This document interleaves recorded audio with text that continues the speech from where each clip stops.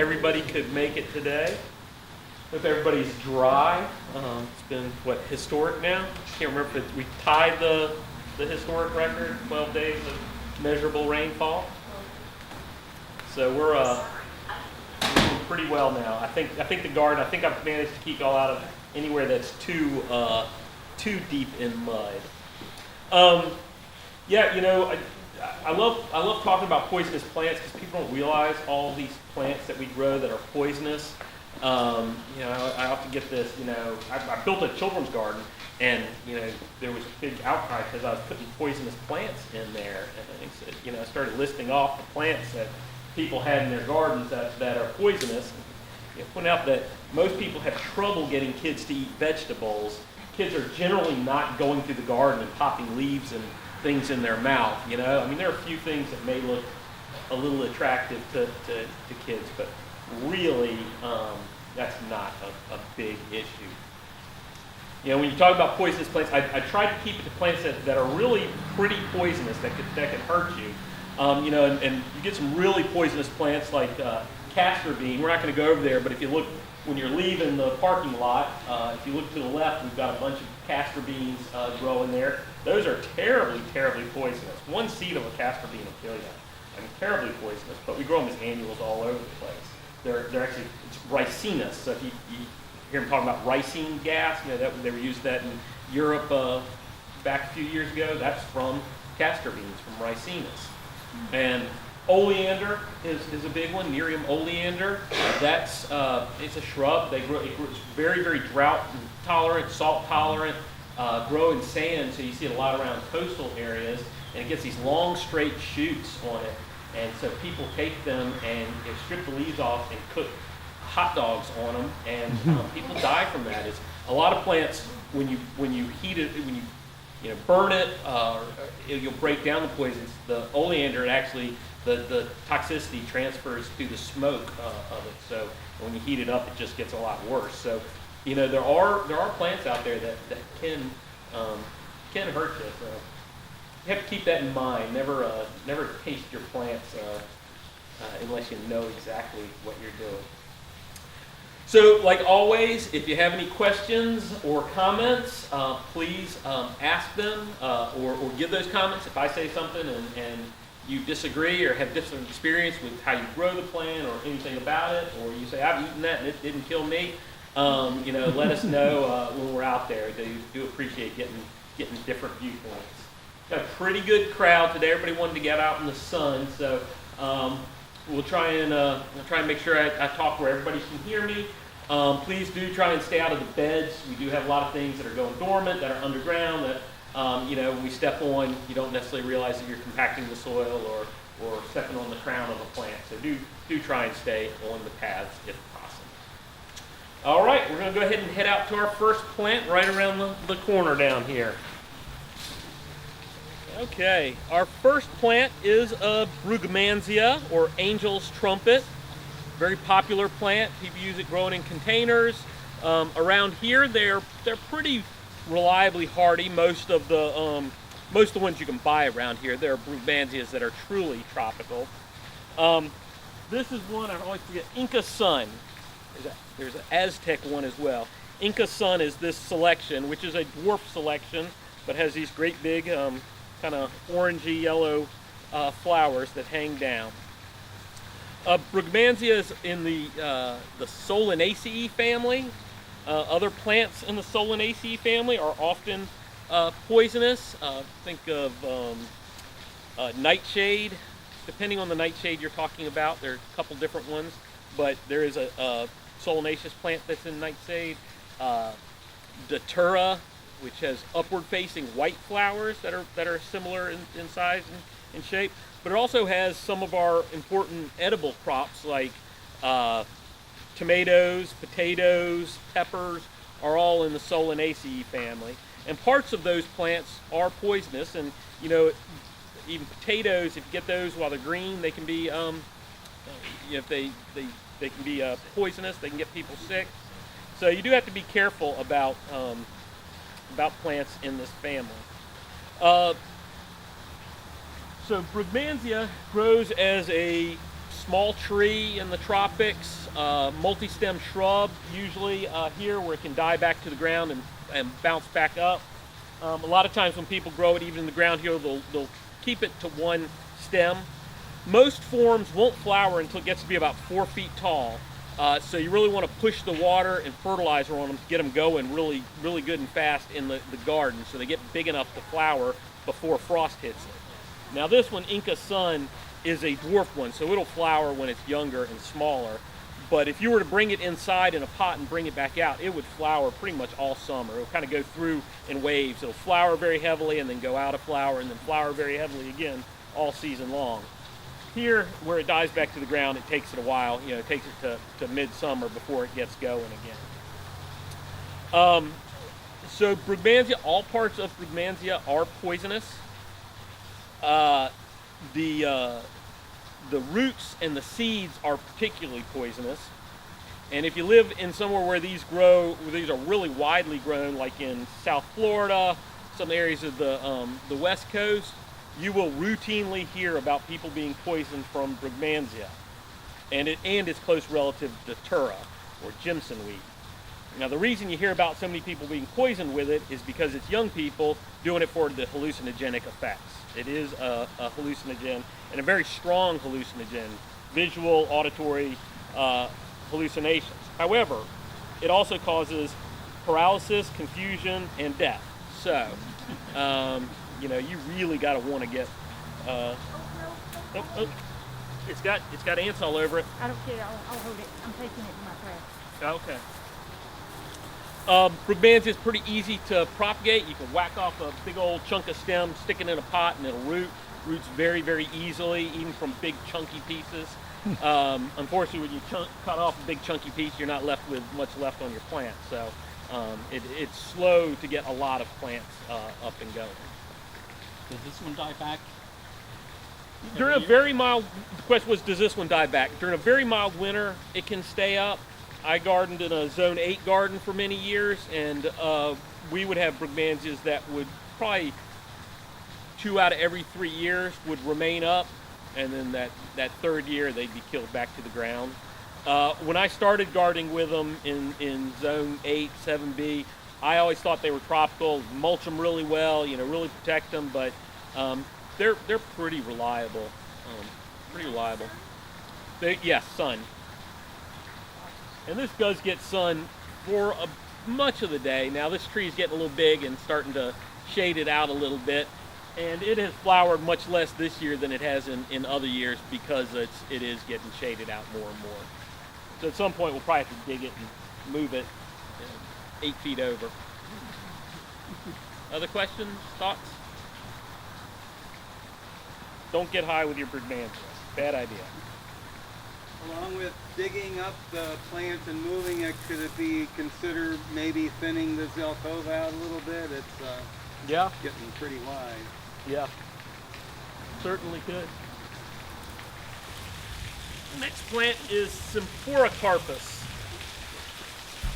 which is a really beautiful fruiting plant. This one just starting to color up. You can see some of the fruit on there. That's this nice burgundy. Symphoricarpos, you can get it in a lot of different colors, white, pinks, burgundies. They'll really show, the fruit stays on the plant for a long time, which is nice, because you can see it when the leaves fall off. You'll have all these fruits on there. Birds don't seem to be too crazy about it.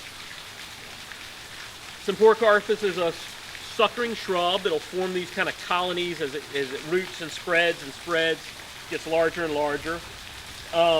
Very popular in Europe and some northern areas. It's not quite as popular down here in the south. We got a lot of stuff going on in fall and winter. If it's colder, you don't have as much happening. So you know, you gotta latch on to anything that you can that'll give you some color.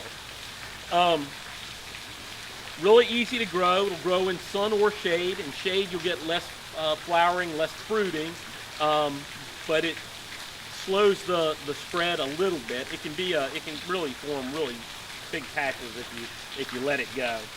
But it makes a nice small arching plant. You know, some of these shrubby things get big and gangly and out of control. This stays nice and low, so it's really good for filling in a spot.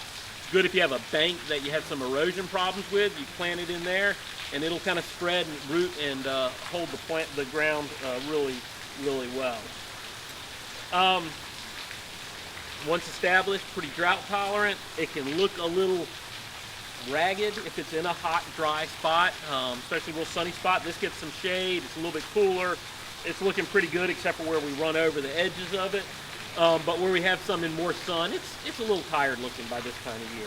But once the leaves fall and you have the fruit, you know, it's beautiful. So Symphoricarpos, you know, this is one of those plants that's got those showy, you know, those kind of showy fruits. So, you know, I guess there's more chance of somebody wanting to pop that in their mouth. People think fruit must be good.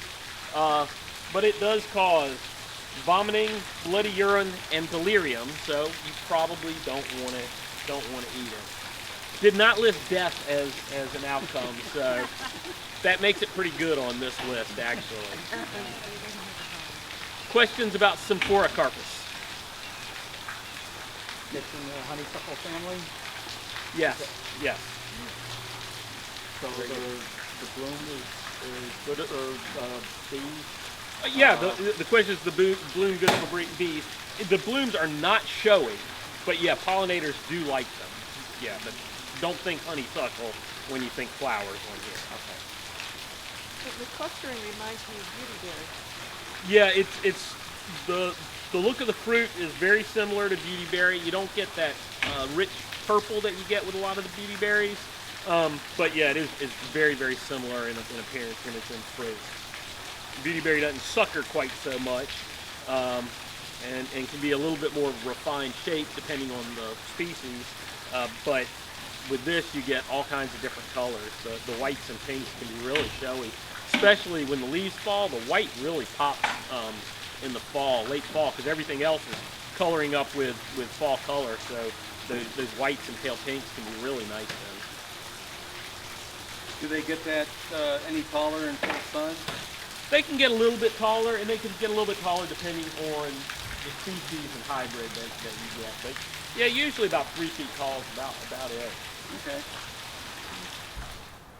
Okay, one that most everybody has in their garden, rhododendrons. Rhododendrons and azaleas are poisonous. These particular ones are some of the encore azaleas. This is autumn fire encore azalea.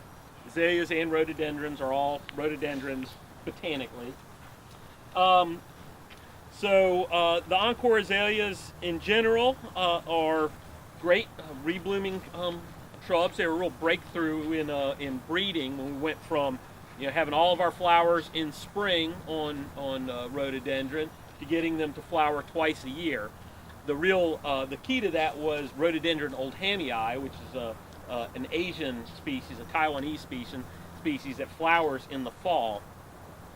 That was bred into our typical, our more traditional garden azaleas, and we wound up getting that spring and fall ultimately through that breeding process. I'm not quite sure how they do it, because when they're full size, they will flower really heavily in fall, and they should not. It doesn't seem right that they should flower again in spring, because usually, typically you form flower buds going into the fall for these spring blooming plants.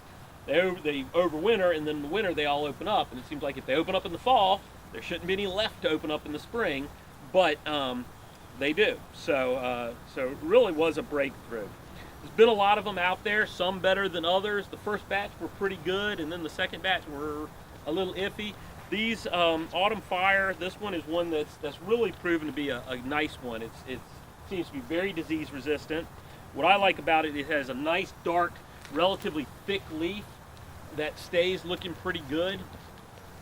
That's part of my problem with some of the other ones, is they just didn't look good to me when they weren't in flower.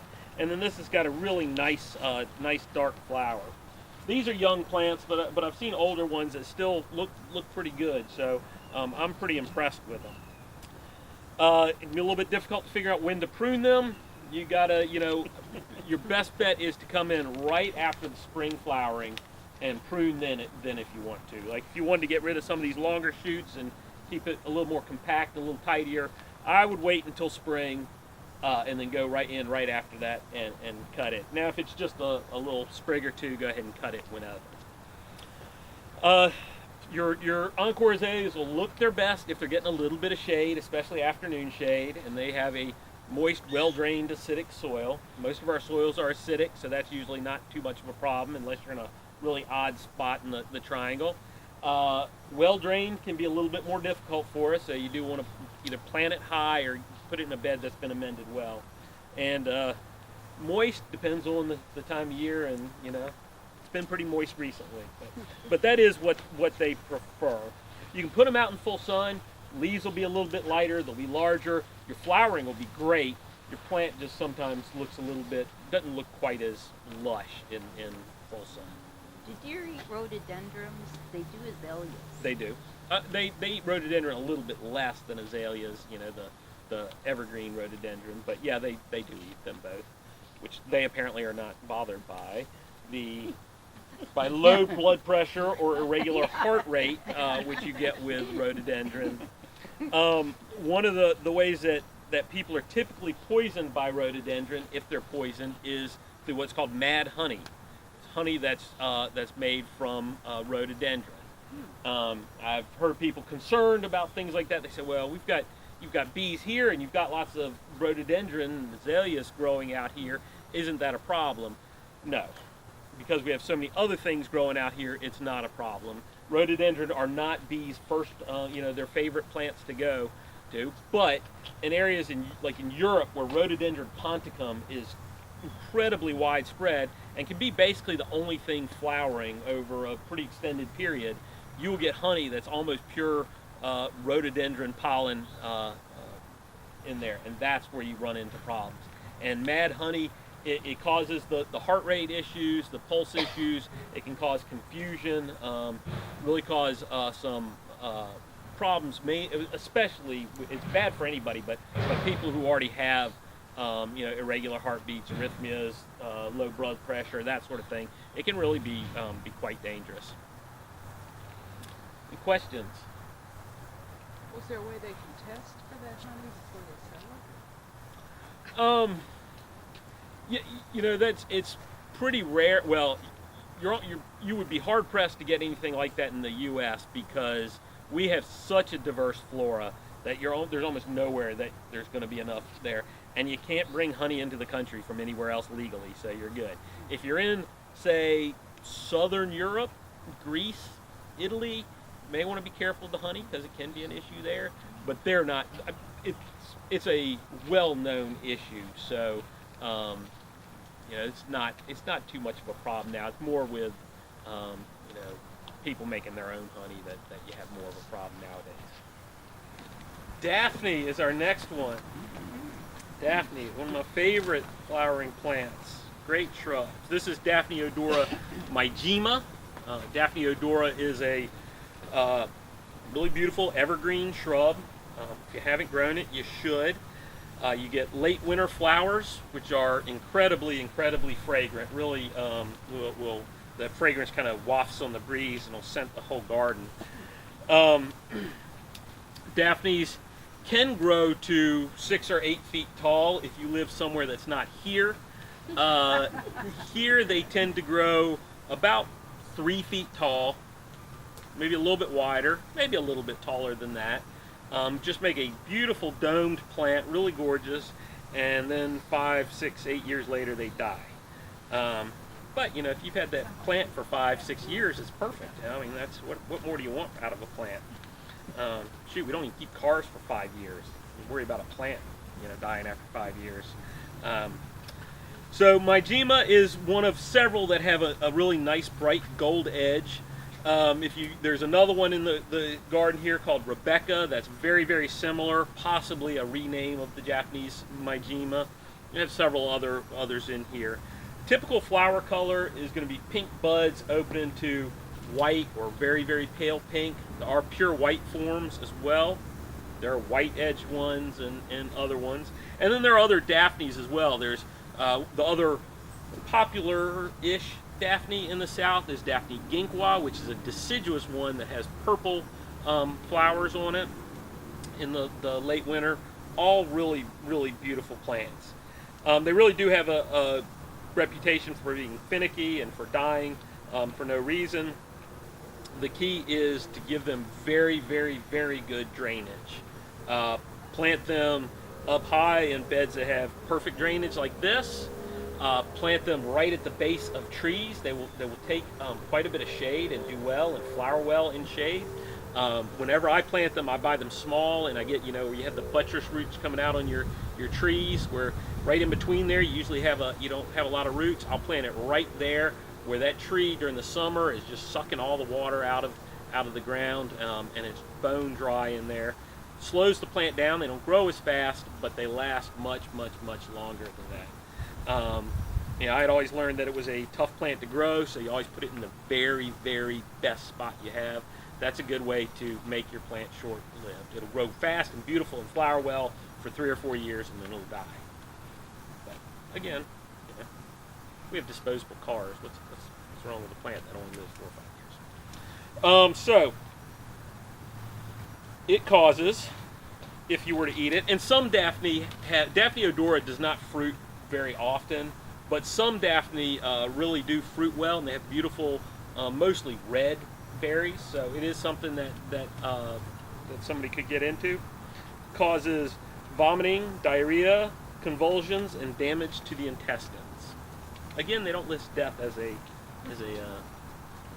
symptom or a result of eating it, so you're in pretty good shape. But across the board, Daphne can be pretty poisonous. Questions? Is that the leaves or just the fruit? As far as I know, well, I think all of it is poisonous. The fruit is what's really bad, though. Good question. Other questions? Every garden should have at least one Daphne. Is there, maybe you've covered, but is there a reason why they die sporadically? It seems to be a root issue, a root rot issue. I don't know if they're just very, very susceptible to Phytophthora, which is in pretty much every soil, or what it is. But it seems like, usually with plants like that, they'll die that first year or two if they're really Phytophthora prone. But Daphne, I never lose them early. It's always after that 3rd or 4th year is when they go. But it is when, soils are too wet. And the one benefit, one thing that's nice about Daphne and the way it dies is it dies quickly. It doesn't have one of those long lingering deaths where when it starts going, you're not saving it. It's dead. Go ahead and, you'll get some big limbs, almost all of it'll die out. Rip it out then, because you're going to lose it all in probably just a matter of a few weeks. It really does go downhill fast, which is, that's typically a root issue. Next one is this one down below me. Most of us know Hellebores. They're extremely popular garden plants, becoming more popular now that we can actually get them propagated in large numbers, especially the name types. This particular one is Hellebores ex Bellardier Ralston Remembered. It was a plant that we got from Pine Knot Farms. Thank you. Which is a great hellebore nursery that's here in North Carolina, right at the kind of Henderson, that area up close to Virginia. They gave it to us. We've grown it for many years, and they had watched it here in our winter garden for a long time, and really thought it was a great plant. And so they came back, said they were interested in possibly naming it. We dug up most of it, gave it to them to grow out and propagate. And when they put it out with their other ones, they really did think it was nice. So they named it Ralston Remembered for JC. It's kind of our JC spot, because this is Mahonia JC Ralston. So we got, I don't know if that was on purpose or not, if they planted them like that. But Hellebores make great evergreen herbaceous perennials, flower during the winter to early spring, depending on type. You can even get some that flower almost really fall, kind of Thanksgiving on through spring, depending on the selection.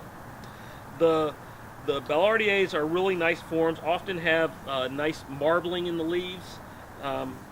And you can see that a little bit in here on that veining, get a little bit of lighter color on there. And then large white flowers that come up from the base. Now there's a lot of people have a lot of different opinions on how to take care of hellebores. You know, they're evergreen, so people leave them out all season. Cut them back. Any of the ones that don't have a single stem. There are some stemmed ones like Hellebores foetidus, bear's foot hellebore. You don't want to cut that back. But all the other ones that are just all the foliage come up from the ground, cut that foliage off before the flowers come out. The flowers will be so much showier. We've got some big patches of seedling hellebores, and the difference between what they look like in flower when you don't cut the foliage back and what they look like in flower when you do cut the foliage back is, you know, it's like night and day. I can cut it back now, anytime? You can cut it back now, that's fine. You know, it's evergreen, so typically you leave it out there so you have some winter interest up until, you know, midwinter or so. Before, if you wait too late and the flower buds are starting to come up, then you're in there snipping each individual leaf off by itself. If you get it before that, you just cut them off and get them out there. But if you wait until, you know, December, January, you're usually in good shape, and then you can just come in there by handful, cut them off, and then when they flower, it'll blow you away if you have big patches of them. It really is so much better. And it also, all next season, you don't have that old yellowing foliage in there along with the new foliage. Your whole patch looks a lot better if you have a bunch planted out. They grow great in shade. In the wild, most of them grow in kind of open areas, and so they get sun during the winter when all the grasses have died back and are falling down and over, and they grow then, they photosynthesize, they flower, and then in the spring the grasses start growing up and overtop them, so they're in shade for the summer. They're not really woodland plants, but they grow great as woodland plants for us. You can put them out in full sun. Once established, they're really drought tolerant. They can look really tired out in full sun, but they'll flower like crazy. I prefer to give them some shade because really, I mean, the flowers are nice, but you're also growing them for the foliage, and the foliage just looks so much better if it gets a little bit of, if it gets some shade. And, I forget, the roots are really the poisonous part. It may be other parts too, but man, you gotta really want to chew on those leaves because they're leathery as all get out. But the roots are a real powerful emetic. It can be fatal. It was used in the past when you were poisoned with something. You eat some of the roots to induce vomiting to get rid of the other poisons. We don't do that anymore. Although medicine is kind of founded on the principle of poisoning yourself to get better, but we don't use hellebores so much anymore.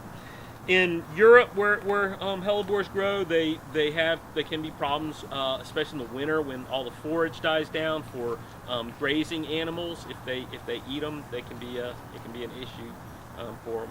Is that why voles don't seem to bother them? That's why voles generally don't bother them. Yes. And, you know, it's great if you have a patch of hellebores, and you have lilies that the voles always get to, plant your lilies in the beds of hellebores, keeps the voles out of them. You know, you really can use your hellebores to plant things that are often taken by rabbits. Rabbits will tend to stay out of patches of hellebores, voles which go through there. Yeah. Okay, taxus. The true yews. Really old-fashioned plant. You know, this is what they. There was I think in Persia maybe. I want to say.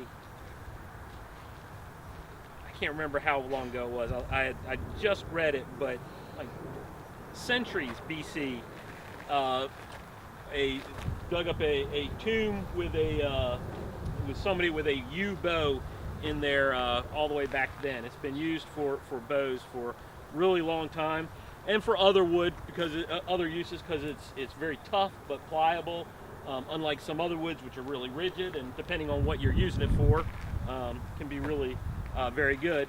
Yews kind of have a bad reputation in the southeast, mostly because the European yew, Taxus baccata, and its hybrids, Taxus media, are not fantastic plants for down here. We can grow them, but they're not great plants. They don't like the heat and humidity. We have problems with root issues. Just don't grow as well. So we tend to grow plum yews, Cephalotaxus, related but different plant. But some of the Asian taxus, like this Taxus wallichiana, variety Maryi, Taxus chinensis, really do very well for us. Grow into is a large shrub or a small tree. You can see this is growing a small tree. They can become large trees over long time. They're not that quick growing. They can have fantastic bark. I don't know if y'all can see the bark under there, but it can with age you can get really cinnamon, especially Taxus baccata, or get a lot of these pink tones in there. And if you look at this, you can see that trunk is starting to get pink.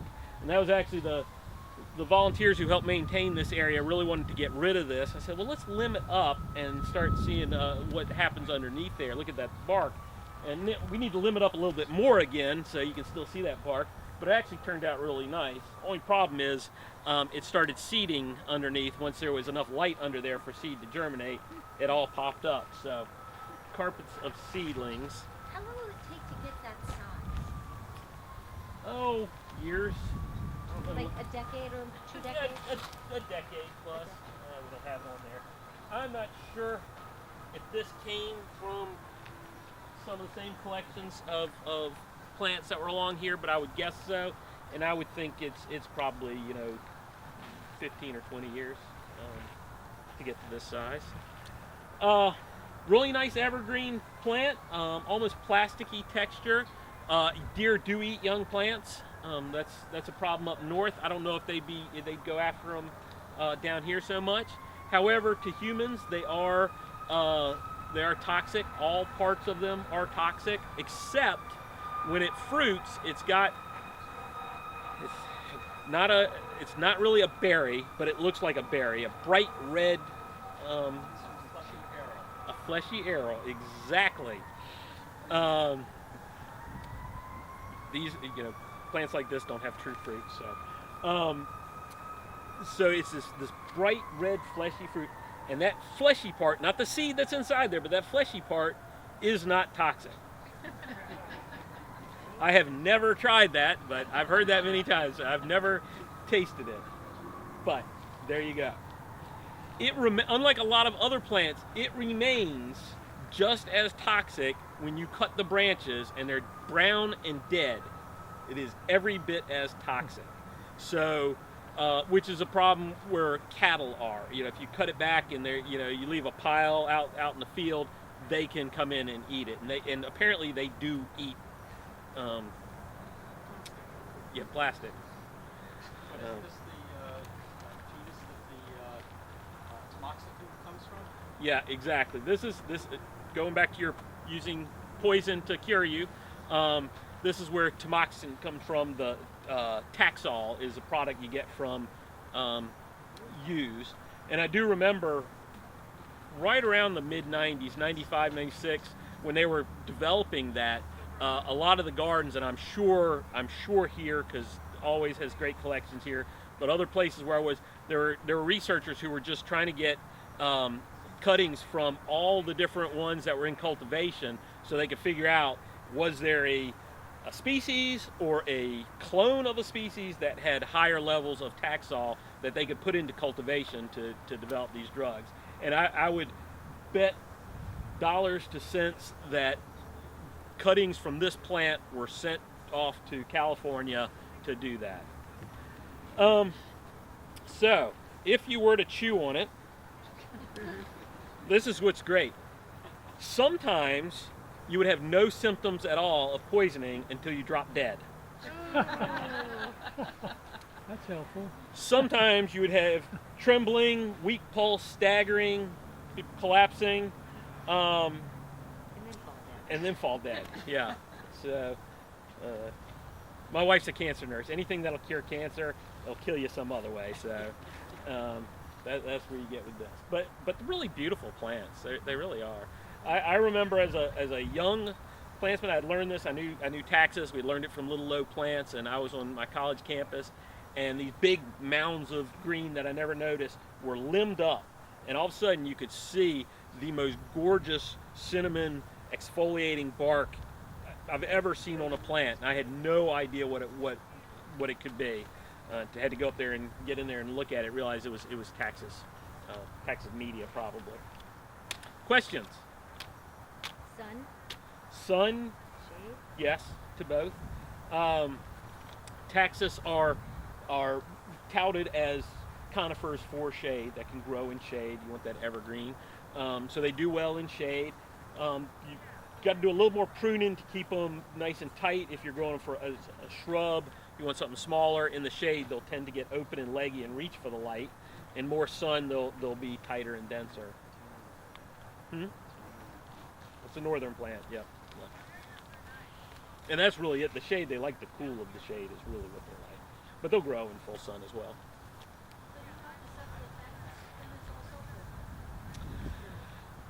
I believe Cephalotaxis is. I don't, I guess you're better off believing, thinking that it is and it isn't being than the other way. I think that it is poisonous. I know they don't derive any Taxol or significant Taxol from it, in which that taxine, I think, is really one of the poisons. Most of these poisonous plants, it's multiple things that are poisonous, but some of them it's just one that's really bad. the little non-berry arrows, do the birds eat them? Do the birds eat the berries? My guess is no, since they all seem to drop right here and germinate. And until we limbed it up, we never saw seeds. So we didn't see them popping up other places. The question was whether the birds eat the arrows with the seed in there. Okay, next one's back here in the back. You may not recognize it as this big gangly shrub, but this is Prunus lauriceraceus, cherry laurel, one of several things called cherry laurel. This is incredibly popular as a landscape plant, mostly in this lower growing forms like autoleucon and shipkinensis. They call it skips laurel.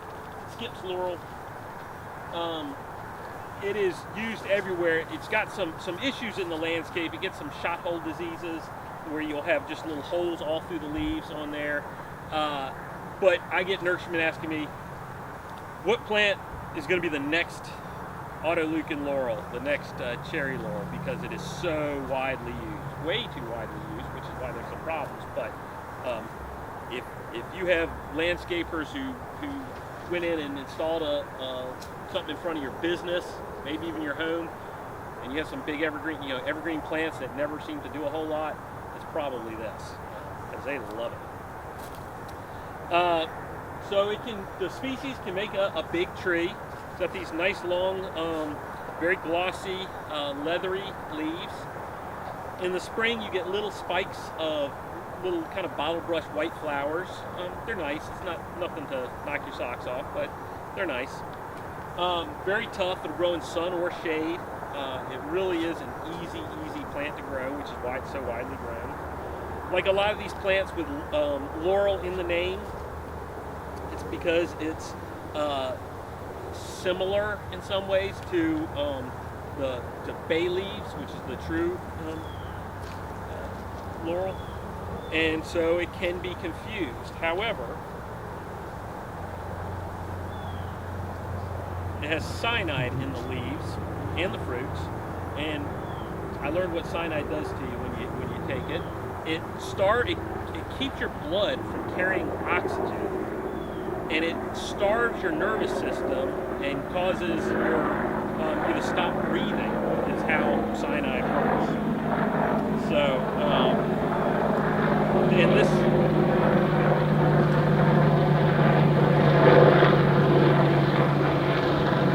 This can cause death. Prunus lauriceraceus is one of the worst at it. Now, this is in the rose family. A lot of other plants in the rose family. Other Prunus, which are cherries, apples, pears, all have cyanide in them. In apples and pears, it's the seeds. That's where there's most of the cyanide in there. And there are old wives' tales about people dying from eating too many apple seeds and that kind of thing. That's not true. There's not that much in there. However, some of the fruits that have have a pit. So other members of the fruit trees in the Rosaceae family, almonds, peaches, plums, I don't know about plums so much, but I know almonds especially and peaches, that seed can be really bad if you eat that.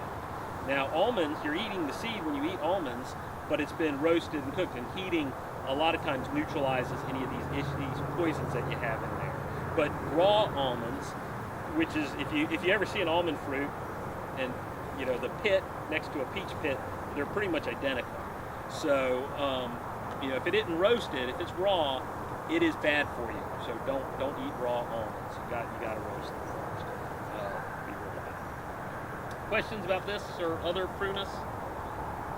Is that what you taste in black cherry? If you sample a twig and taste, are you tasting the cyanide? I don't know. Does it taste like almonds? That kind of Tastes bitter. bitter. Well, bitterness is often a key. Yeah, I mean, if you can smell that almond, that's cyanide. I don't know how strong it is in like black cherry and the twigs, but I wouldn't eat it for sure. Most of these poisonous plants, you got to really want to eat them. Most of, it doesn't do a plant any good from an evolutionary standpoint to be poisonous and not make sure you know it's poisonous. That doesn't do it any good. It would much rather you not chew on it and then find out it's poisonous than just, stop immediately. So a lot of them are going to be bitter, have really nasty tastes, and that's a sign that, if it's bitter, probably ought to stop eating it, because it could be an indicator of poison. Doesn't have to be, but it could be. All right, this last one is not going to be terribly showy right now, but it's Colchicum, autumn crocuses. Colchicum, they're just popping up now. The foliage, it's already flowered. These are bulbs, like crocus. There you go. They come up with a bare stem and flower in the fall, and then when that finishes up, you get foliage that comes up and lasts through the winter. They're like kind of large crocuses if you think about the flower. The real popular one is one called water lily, which is really doubled lavender, and most of them are lavender. Some can be a little bit different colors. But real easy plants to grow. You get the bulbs, plant them out, they're great. However, do not eat them. Don't dig the bulbs and eat them, because it causes, and this is really why I wanted to put in here, I wanted to read this list: convulsions, cardiovascular collapse, organ failure, blood clots, and this is the best part. It causes a slow, painful death, but you'll be conscious until the very end. A lot of these other things put you in a coma, do other things.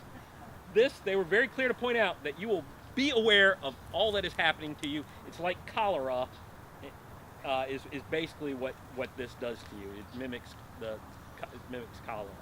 So that was just one I had to, wasn't much to look at. It was so deadly. Questions about colchicums or other poisonous plants? So do the rodents, the voles, stay away from them? The voles stay away from. You put colchicum and crocus in together, and they'll tend to stay away from the colchicums. Now squirrels will still dig them up immediately after you've planted them and put them different places. They don't eat them, they store them. So you can still have problems with squirrels digging them up and moving them around. So do daffodils, are they similar? So since nobody touches a daffodil either? Daffodils are poisonous. I don't think they're as poisonous as But colchicum. none of the creatures, the voles, Yeah, voles I've had squirrels squirrels dig them dig up. 'em up. Yeah, but And yeah, you the can't voles and explain things them. won't eat them. This is the silver Colchicine. Yeah. Yep. Right, exactly.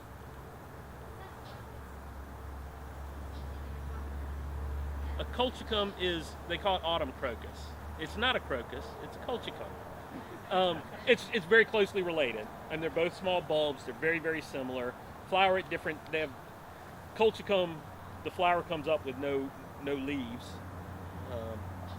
With crocus, you get the leaves coming up as well. That's one.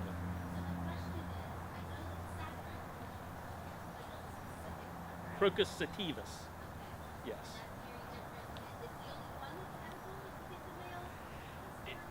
It is the only one, Crocus sativus is the only one that is used commercially. I assume it is the only one. It's certainly the one that has that real rich colored anthers and stamens in there. The other crocus tend to be yellow instead of that really nice orange. But I would assume it's the only one, otherwise it would be cheaper to get. Incidentally, that's what Marco Polo traveled with. That was most of his wealth when he traveled to China, was bricks of saffron. He and his uncles had a saffron farm outside of Venice in the countryside somewhere, where they grew saffron, and that's how he could travel to Asia and have riches to buy things back, because saffron was worth that much. So a brick of saffron was worth more than the same size, not weight, the same size brick of gold. Is mistletoe poisonous? I don't know if all mistletoe is poisonous. I know the European mistletoe is. There are different types, and I would err on the side of saying yes, they're all poisonous, but definitely the European form is poisonous.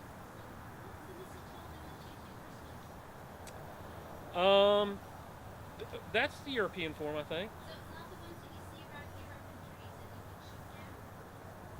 Well, that's the European ones all over here. There are different species of mistletoe. So yeah, what you get around here is mostly the European form. They brought it over, to use it. Oh yeah. Well, it's moved both by birds, and also it kind of shoots its seeds out and they stick.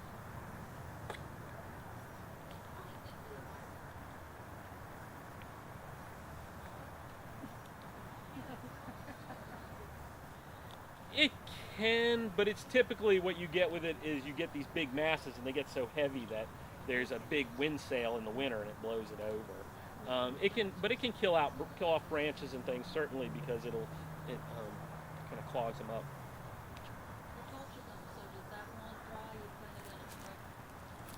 Yeah.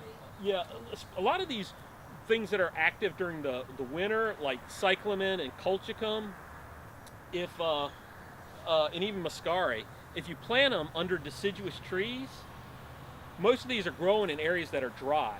So during the summer, the tree is active and it's sucking all the water up and making sure that those bulbs don't rot or enlarge hypocotyls in the case of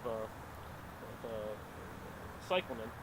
But then during the winter, the tree isn't taking up so much water, it doesn't have the leaves, so more light comes in, and your plants are getting more moisture while they're growing, they're getting more light, and then when they're about the time they're going dormant, the tree is leafing out and sucking up all the water out of the ground. So it's a really good kind of relationship for them.